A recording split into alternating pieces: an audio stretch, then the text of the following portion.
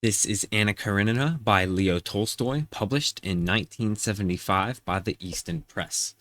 What's interesting about this particular edition is that I actually have two copies of this exact same edition, but what's neat is that these two exact same edition, same printing, same year and everything, actually have a few interesting differences that I'll go over.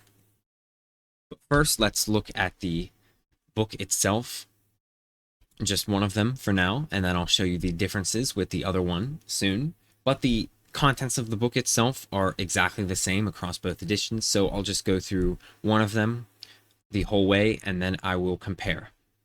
So this book is bound in this red leather, which is pretty standard for Easton Press leather. It's the most average you can get. Nothing too special about it, but it's a nice quality. And on the front, we have this gold embossed design, which is also pretty nice looking. It's quite elegant looking, which I like more than their sort of more basic geometric patterns like this right here. So it's a nice design. The spine, which is quite thick, of course, for this enormous novel. We have this similar design blocked in here with the Easton Press logo, and of course the name of the book and the author's last name. We also have these huge fake spine hubs to give the book a little more depth on your shelf. The back cover has the exact same design as the front cover, with a little bit of wear down here. The page edges are all gilded, and it's a pretty good job, although this one appears to have some sun wear on the top, which isn't really visible on camera.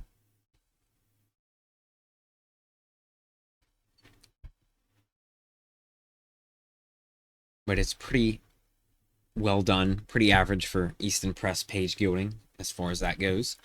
We have headbands here, which are red and yellow, and they are not doing the best job of supporting the text block on the top. It's sagging a little bit, but that's to be expected with these enormous volumes. On the inside here, we have this red silk ribbon marker here, which is pretty nice, and it matches the front cover perfectly, and it also matches the inside front end papers as well, which are this nice deep blood red, and they look quite nice. And they're also put on this nice thick cardstock back. So they will definitely not rip anytime soon, and they will support this book pretty well. We have the title page here with the frontispiece, which is a portrait of Leo Tolstoy. As you can see, this text was translated by Constance Garnett, which I've heard is the not good translation of Anna Karenina. It's pretty dated, so this may not be the best edition to pick up unless you have already read a better translation or something like that. So I wouldn't really recommend this book for reading. The text edited and revised by Gustavus Spett, and the translation revised by Bernard Gilbert Gurney. Introduced by Lionel Trilling. 1975. And this is a copy of the Limited Editions Club version. So the contents of this book are going to look the exact same as that in the Limited Editions Club one. We have a publisher's preface here. We have the introduction,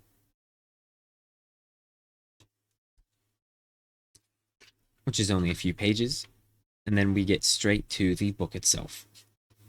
The paper is quite thin for Easton Press paper, which is necessary because this novel is somewhere around 700 pages.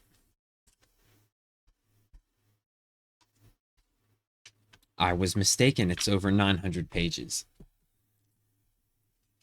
But the paper is quite thin, so it might be a little easy to rip if you mishandle the book at all while reading. And it's also not acid-free, unfortunately. This book is too old, so this was before they used the acid-free paper. But the font size is pretty big, which is nice. I'm not sure about illustrations in this book. although I imagine there's very little to none.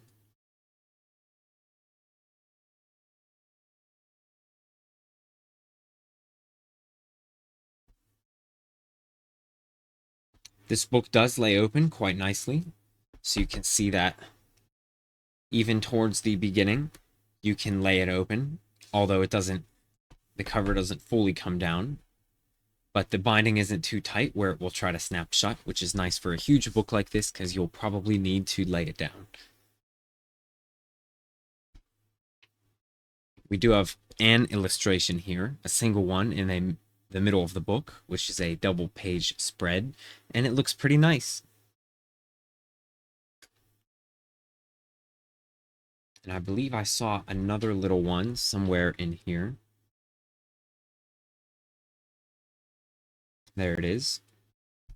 Just a nice little touch, I guess, to the end of this part. There may be more that I've been missing, but there don't appear to be that many, if any at all, in this book.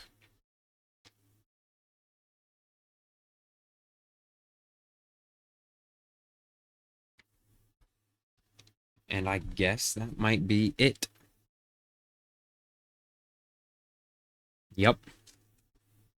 We actually have a colophon at the back, which is surprising because Easton Press usually doesn't do that. The setting of the type has been done by Brooke Crutchley, printer to the University Cambridge. The lithographs have been drawn on the stones by Barnett Friedman and printed at the Kirwan Press, London. This colophon is actually probably ripped directly from the limited editions club, so this might not mean anything because this is probably a different tools, materials, and techniques were used than described in this colophon here, so that's probably not true.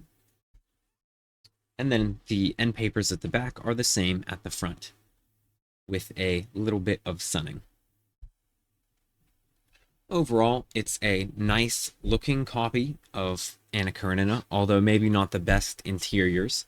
It's pretty plain inside, and the translation is quite a bit dated, so there's definitely better ones out there, and this one is a little on the pricier end at around $40 to $45. But now, to compare it with the other edition I have, first we'll take a quick scan through. So as you can see, the end papers are actually different, and I had a little note. This was the glossy type, and I'll explain that in a moment. The end papers are different. The ribbon marker is different, just a different color, but you can see that the contents of the book itself are basically the exact same. And this paper is actually archival quality paper, which is the acid-free neutral paper. So I'm quite surprised that they are this different, even though this one is 1975, just like this one right here, unless they reprinted it in different materials without updating the original. But if I open up this one, you can see that this text is clearly a bit wider than this text right here, which is much more sort of orange looking. There we go. You can see this is nice, bright, and white, and this has definitely started to yellow. If we flip back to the beginning,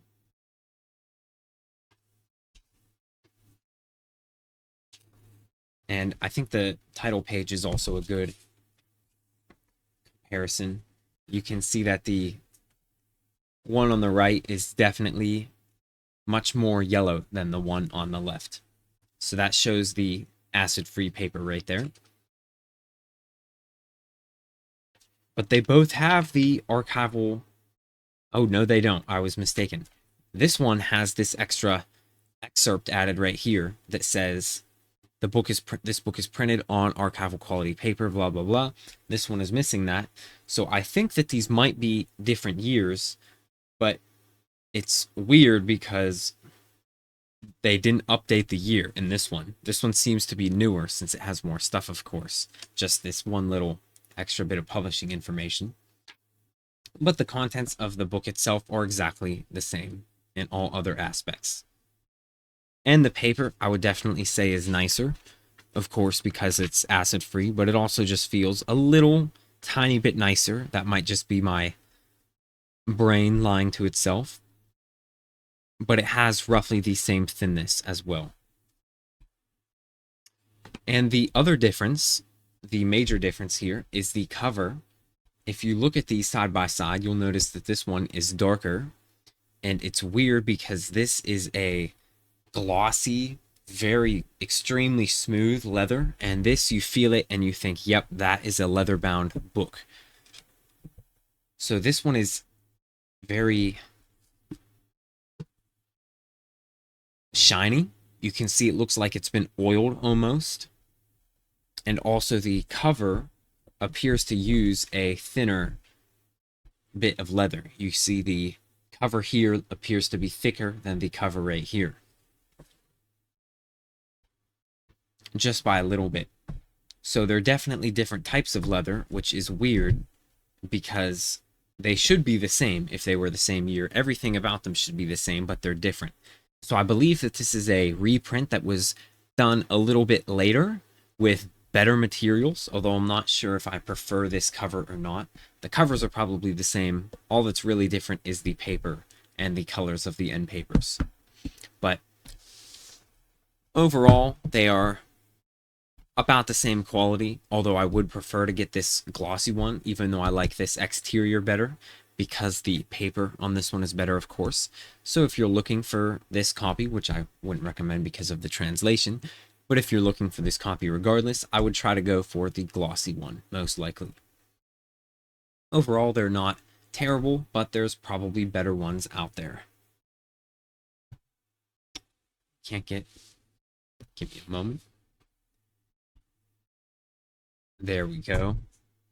Thank you very much.